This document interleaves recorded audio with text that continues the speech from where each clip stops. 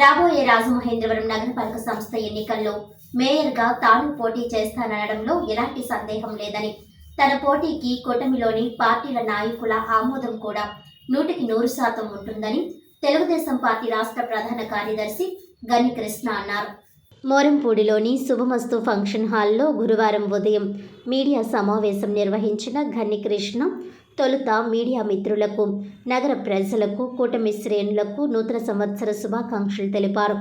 అనంతరం మీడియా మిత్రులతో మాట్లాడారు. మిత్రులు అడిగిన ప్రశ్నలకు ఆయన సమాధానాలు చెప్పారు. 2019 నుండి 2024 వరకు వైసీపీ పాలనలో ఆంధ్ర రాష్ట్ర ప్రజలు చాలా ఇబ్బందులు పడ్డారని, ఆర్థిక వ్యవస్థ అతలాకుతలమైందని, అన్ని రంగాలు దెబ్బతిన్నాయని అన్నారు. 2024లో అధికారంలోకి వచ్చిన ముఖ్యమంత్రి చంద్రబాబు నాయుడు అన్ని రంగాలను ప్రక్షాళన చేస్తూ ఆర్థిక పరిస్థితులను చక్కదిద్దే ప్రయత్నాలు మొదలుపెట్టారని తెలిపారు. ప్రస్తుతం ఆయన దృష్టి ఆంధ్రప్రదేశ్ అభివృద్ధి మీదే ఉందని, చిన్నాభిన్నమైన ఆర్థిక వ్యవస్థను బాగు చేస్తున్నారని గన్ని పేర్కొన్నారు. అయితే తెలుగుదేశం పార్టీ పైన, నాయకులపైన ఇష్టం వచ్చినట్లు మాట్లాడి అసభ్య పదజాలంతో దూషణలు చేస్తున్నాం. వైసీపీ నాయకులను చంద్రబాబు నాయుడు పట్టించుకోకుండా వదిలివేయడం పట్ల తెలుగుదేశం పార్టీలో శ్రేణుల్లో నిరాశ, నిస్పృహలు ఉన్నాయని అన్నారు. వైసీపీ హయాంలో ఆ ప్రభుత్వ తీరుపై గొంతెత్తిన తెలుగుదేశం పార్టీ నాయకులు, కార్యకర్తలపై అక్రమ దాడులు చేసి, అక్రమ అరెస్టులు చేసి కేసులు పెట్టిన విషయాలను గుర్తు చేశారు.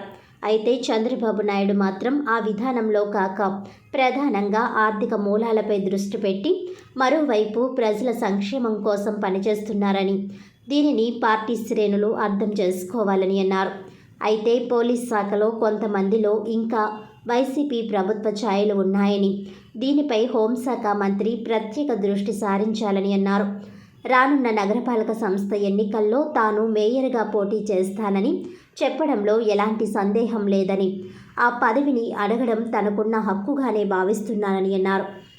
1983 నుండి తెలుగుదేశం పార్టీకి తాను అందించిన సేవలు, చేసిన పోరాటాలు, తనపై నమోదైన కేసులు ఇలా ఎన్నో ఉన్నాయని, పార్టీ కోసమే అంకిత భావంతో తాను పనిచేశానని అన్నారు. పార్టీలో చేరిన నాటి నుంచి కుటుంబ సభ్యులను కూడా పక్కన పెట్టి పార్టీ అప్పగించిన బాధ్యతలను నెరవేర్చడమే పరమావధిగా పనిచేశానని అన్నారు. తాను మేయర్గా పోటీ చేస్తానన్న దానిపై అవసరమైతే పబ్లిక్ సర్వే నిర్వహించి అందులో 90% తనకు అనుకూలంగా రాకపోతే తాను పూర్తిగా రాజకీయాల నుంచి తప్పుకుంటానని గన్ని కృష్ణ ప్రకటించారు.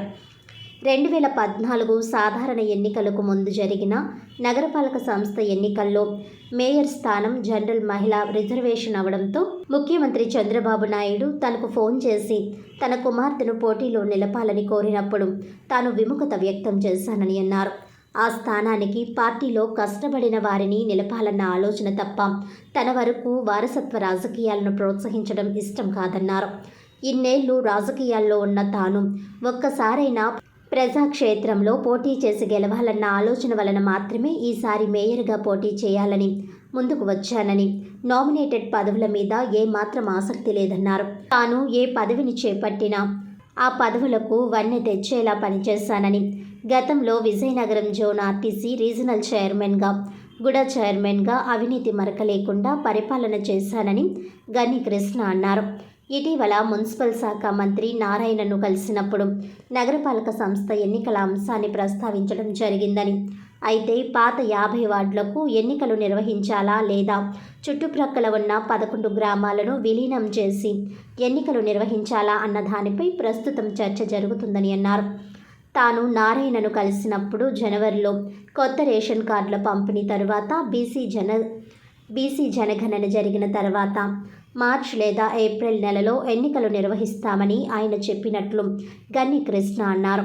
అయితే ఇటీవల రాజమహేంద్రవరం విచ్చేసిన నారాయణ నగరపాలక సంస్థ కార్యాలయంలో సమీక్షా సమావేశం నిర్వహించి జూలై నెలలో నగరపాలక సంస్థ ఎన్నికలు నిర్వహిస్తున్నట్లు ప్రకటించడం జరిగిందని అన్నారు.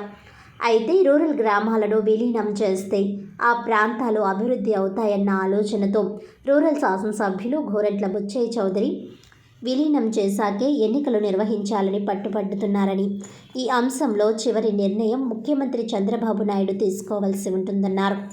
ఈ ఏడాది మార్చిలోపు ఎన్నికలు జరిగితే ఓసీ జనరల్ రిజర్వేషన్ ఉంటుందని, ఆ తర్వాత వేరే రిజర్వేషన్ వస్తుందని అనుకున్నప్పటికీ మంత్రి నారాయణ దానిపై క్లారిటీ ఇచ్చారని పేర్కొన్నారు.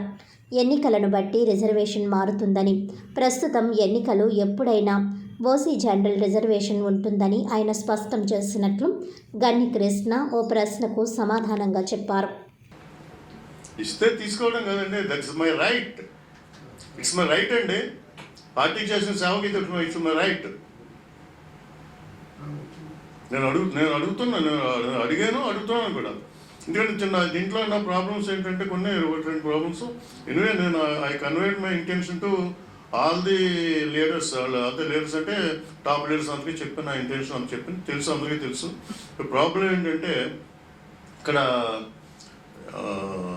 కార్పొరేషన్ ఎలక్షన్స్ జరగడం ముఖ్యం. ముందు కార్పొరేషన్ ఎలక్షన్ జరిగితే క్యాండిడేట్స్ ఆటోమేటిక్గా నేను చెప్పక్కలా. కార్పొరేషన్ ఎలక్షన్ జరగడంలో రెండు ఇబ్బందులు ఏంటంటే ఇక్కడ 50 వార్డులకి జరపాలా, ప్రజెంట్ 50 వార్డులకి జరపాలా, లేకపోతే చుట్టుపక్కల ఉన్న విలేజెస్ మెర్జ్ చేసి జరపాలా అనేది ఒక రెండు పాయింట్స్. అక్కడ మున్సిపల్ మినిస్టర్ నారాయణ గారితో నేను మాట్లాడినప్పుడు ఆయన అభిప్రాయం పడింది ఏంటంటే ఈ జనవరి నెలలో రేషన్ కార్డులు, కొత్త రేషన్ కార్డులు ఇస్తారు. ఆ తర్వాత ఈ బీసీ జనగణన ఏదో అది ఉంటుంది.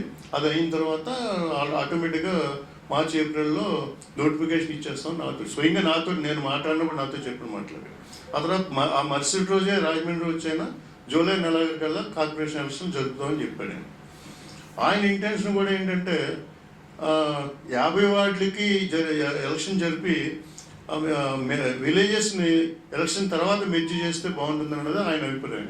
ఎందుకంటే యాజ్ ఇట్ ఈజ్ 50 వార్డుల ఎలక్షన్ జరిగితేనే ఇప్పుడు జరిగితే ఎలక్షన్ చేయగలం, తర్వాత తర్వాత మెర్జ్ చేసుకోవచ్చు అని చెప్పేసి ఆయన ఉద్దేశపడుతున్నాడు. దానికి రూరల్ ఎమ్మెల్యే గారు ఏంటంటే ఆయన ఎలక్షన్స్ 7-8 ఏళ్ళ ఎంత చాలా ఏళ్ళ నుంచి అనుకుంటాను, ఎన్ని సంవత్సరాల నుంచి గుర్తులేదు. అక్కడ ఎలక్షన్స్ జరగలేదు, జరగకుండా స్పెషల్ ఆఫీసర్స్ పరిపాలనలోనే ఉంది.